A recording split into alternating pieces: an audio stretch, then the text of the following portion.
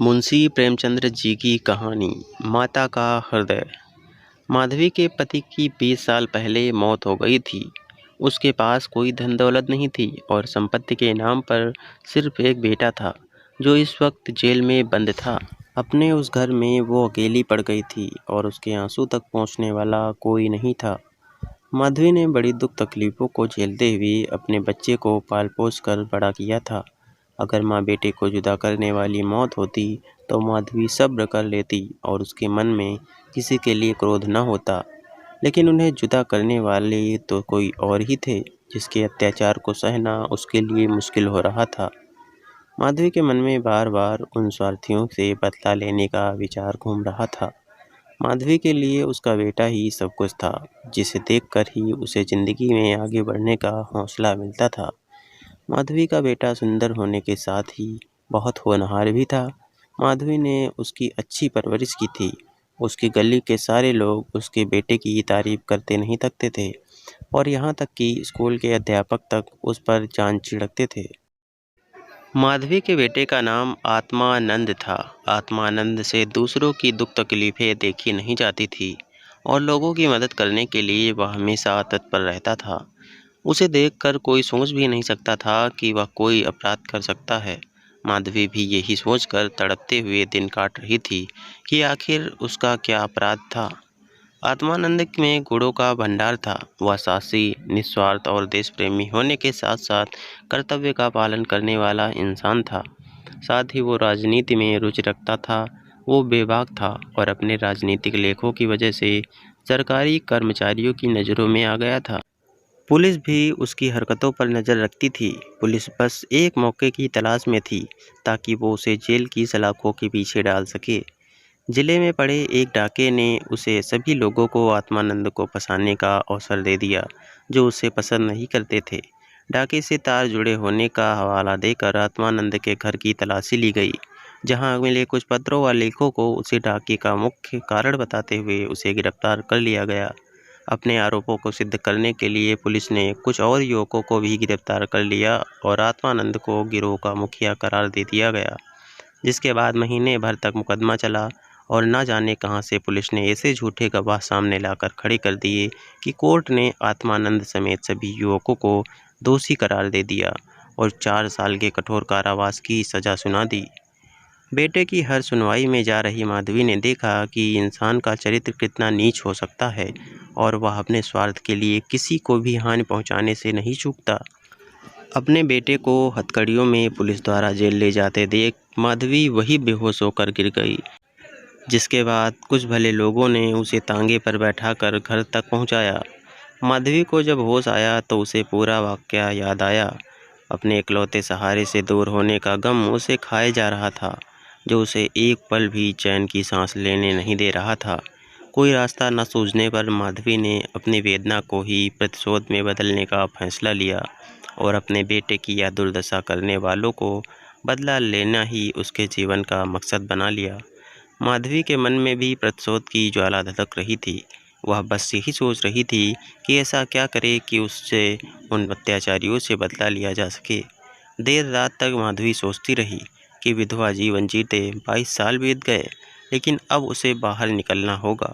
अपने अंतर्मन से माधवी कहने लगी कि इस दुनिया में अच्छे कर्मों की कोई जगह नहीं हो सकती और ईश्वर ने भी निराश होकर हमसे मुँह फेर लिया तो हो सकता है ऐसे अत्याचारियों को दंडित करने के लिए उसे ही कदम उठाना पड़े।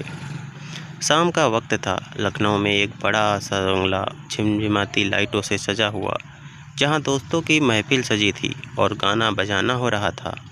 एक और मेज़ आतिशबाजियों से सजी थी तो दूसरी ओर तरह तरह के पकवान रखे थे। बंगले के चारों ओर पुलिसकर्मी तैनात थे, क्योंकि वह बंगला पुलिस सुपरिटेंडेंट मिस्टर बागची का था। बागची एक बड़ा मार्के का केस जीता था, जिससे खुश होकर अफसरों ने उन्हें तरक्की दी थी, जिसकी खुशी में जश्न मनाया जा रहा था। मार्के का केस जिसमें पुलिस बेगुनाह युवकों को झूठे केस में फंसाकर जेल में भर देती थी। यहाँ आए दिन उत्सव होते ही रहते थे। महफिल में रौनक बढ़ाने के लिए मुफ्त में गाने बजाने वाले आतिशबाजियाँ और आधे दामों पर मिठाइयाँ व फल फूल उन्हें आसानी से मिल जाते थे। दौड़ धूप करने के लिए सिपाहियों की एक टुकड़ी हर वक्त उनके घर पर तैनात रहती थी। महफिल में गाने बजाने का कार्यक्रम समाप्त होने के बाद मेहमान अब भोजन करने लगे थे। दुकान से दावत का सामान ढोने वाले मजदूर उन्हें कोसते हुए वहां से चले गए थे। बस बाकी बचे मजदूरों के साथ एक बूढ़ी औरत वहां काम कर रही थी। वो बूढ़ी औरत चेहरे पर हल्की मुस्कान लिए अपने काम में मग्न थी। वो महिला और कोई नहीं बल्कि माधवी थी, जो बदला लेने के लिए मजदूर बनकर काम कर रही थी। महफिल खत्म होते होते सभी मेहमान जा चुके थे। इक्के दुक्के मजदूर वहां बचे थे और बचा हुआ खाना समेट रहे थे। माधवी कोने में चुपचाप बैठी हुई एकटक सभी कुछ देख रही थी। सहसा मिस्टर बागची की नज़र माधवी पर पड़ी तो वो उसके पास पहुंचे और बोले, तुम अब तक यहाँ क्या कर रही हो? कुछ खाने के लिए मिला या नहीं?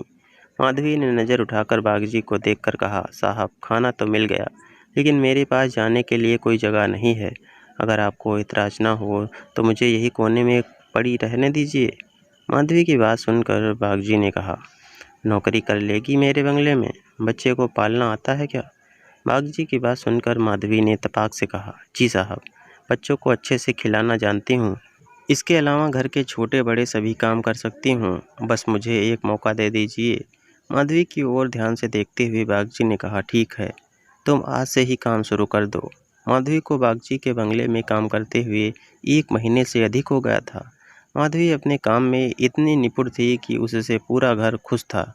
बागची की पत्नी का स्वभाव चिड़चिड़ा था और वह आलस व अपनी खराब सेहत के चलते दिन भर बिस्तर पर या सोफे पर पड़ी रहती और नौकरों पर चिल्लाती रहती।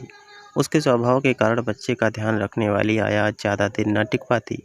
माधवी उसकी जली कटी बातें सुनकर भी चुपचाप अपने काम में लगी रहती थी, इसलिए बागची की पत्नी को उससे कुछ खास शिकायतें नहीं थी। उससे बच्चे की देखभाल की जिम्मेदारी भी माधवी को ही दे दी थी। बागची और उसकी पत्नी को इससे पहले भी कई बच्चे हो चुके थे, लेकिन अज्ञात कारणों से उनका एक भी बच्चा कुछ महीनों या कुछ साल भर में ज़्यादा नहीं बच पाता था। इसलिए इस बच्चे पर दोनों माँ बाप की जैसे जान बसती थी।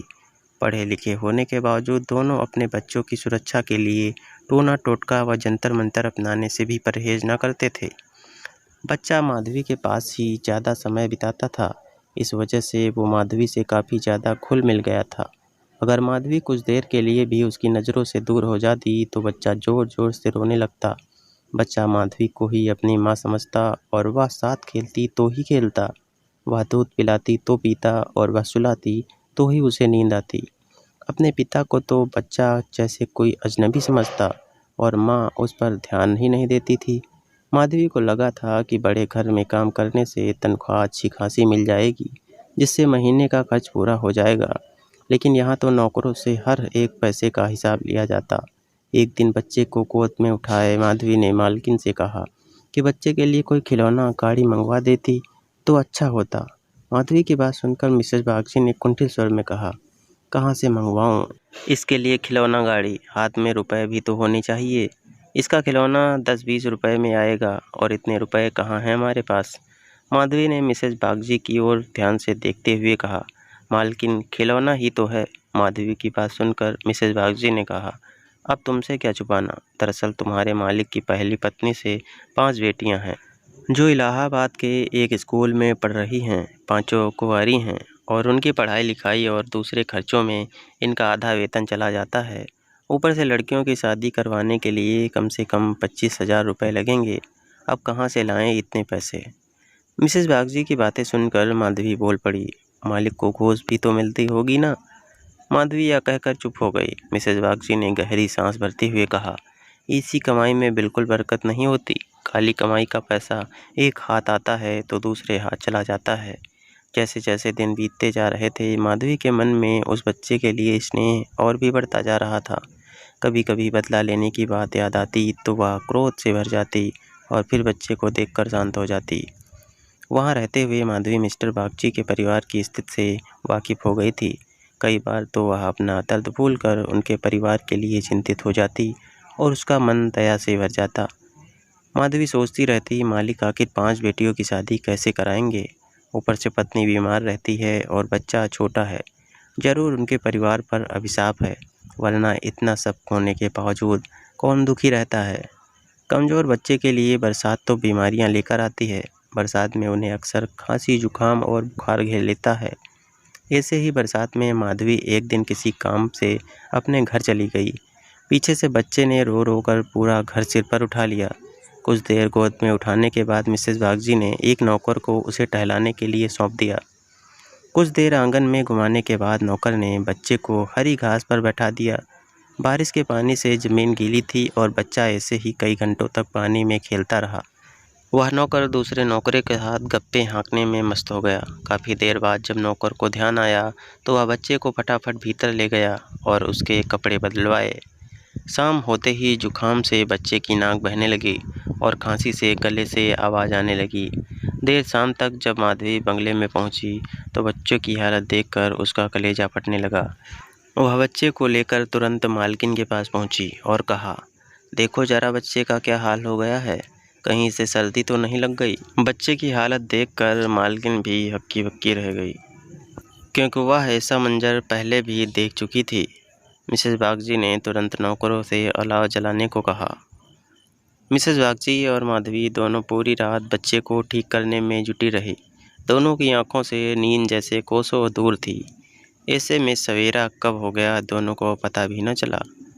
मिस्टर बागजी को जैसे ही बच्चे की बीमार होने की खबर मिली, वह डॉक्टर को लेकर सीधा घर पहुंचे। 3 दिन में बच्चे की हालत में सुधार होने लगा, लेकिन वह काफ़ी कमज़ोर हो गया था।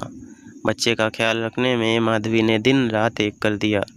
वह वही माधवी थी जो परिवार का सर्वनाश करने का संकल्प लिए उस घर में आई थी और आज उसी घर के चिराग की सलामती के लिए दिन में हजारों बार ईश्वर से दुआएं मांग रही थी। शायद माधवी की दुआओं का ही असर था कि बच्चे की सेहत में सुधार होने लगा था। आगे की स्टोरी नेक्स्ट वीडियो में देखें, जो इस स्टोरी का भाग 2 होगा। कहानी अच्छी लगी हो तो वीडियो को लाइक करें, चैनल को सब्सक्राइब करें और दोस्तों के साथ शेयर जरूर करें।